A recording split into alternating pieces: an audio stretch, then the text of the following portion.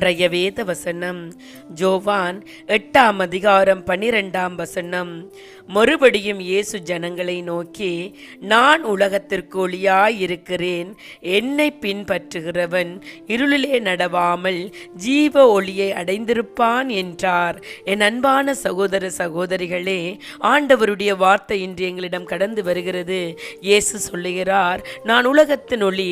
என்னை தொடர்கிறவன் இருளிலே நடக்க மாட்டான், ஜீவனுடைய ஒளியை உடையவனாய் இருப்பான். இது ஒரு ஆழமான உண்மை. உலகம் இருளால் நிரம்பி உள்ளது. பாவங்கள், பொய்கள், பயங்கள், கவலைகள், மரணங்கள். இருளில் ஒருவர் நடந்ததால் வழியை தெரியாமல் தடுமாறுவார்கள். அதுபோலவே நாமும் அநேக நேரங்களிலே இருளின் பாதைகளிலே தடுமாறுகிறவர்களாய், வழி தெரியாமல் அலைந்து திரிகிறவர்களாய் இருக்கிறோம். ஆனால் இயேசு சொல்லுகிறார், நான் ஒளி. ஒளி வந்தால் இருள் மறையும். கிறிஸ்துவை பின்பற்றினால் நம் வாழ்க்கையில் தெளிவு வரும். நாம் யார், எங்கு செல்லுகிறோம், எதற்காக வாழ்கிறோம், இந்த கேள்விகளுக்கு விடை கிடைக்கும். அன்பானவர்களே, இயேசுவை பின்பற்றுவோம். இருளில் நடக்க மாட்டான் என்று அவர் சொல்லுகிறார். அதனால் அவருடைய வழிகளில் நடந்து வந்து இருளில் இருந்து வழி விலகி நில்லுங்கள். அதாவது பாவத்தின் இருள், சாத்தானின் மோசடி, எதிர்காலத்தின் பயம், இவற்றில் நாம் அலைந்து திரிய வேண்டியதில்லை.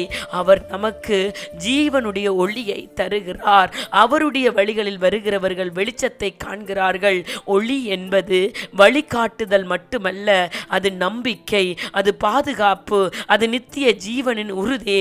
இன்று உங்களுக்கான தேவனின் செய்தி, நீங்கள் எவ்வளவு இருளில் இருந்தாலும் நான் உங்களுக்கு ஒளியை தருவேன் என்று அவர் சொல்லுகிறார். என்னை பின்பற்றுகிறவர்கள் வாழ்க்கையில் ஒரு பெரிய மாற்றம் உண்டாகும். நீங்கள் நித்திய ஜீவனை பெறுவீர்கள். உங்களுடைய வாழ்க்கை வீணாகாது.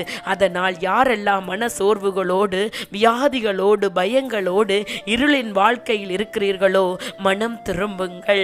இயேசுவை சொந்த இரட்சகராக ஏற்றுக்கொண்டு அவருடைய வழியில் நடந்து வாருங்கள். அன்பான சகோதர சகோதரிகளே, நீங்கள் இருளில் வாழ வேண்டியதில்லை. இயேசுவை தேடி வரும்போது அவர் உங்களுக்கு ஒளியான வாழ்க்கையை தருவார். அவருடைய வழிகளில் வருகிறவர்கள் விடுதலைகளை காண்கிறார்கள். நான் உலகத்திற்கு ஒளியாய் இருக்கிறேன்.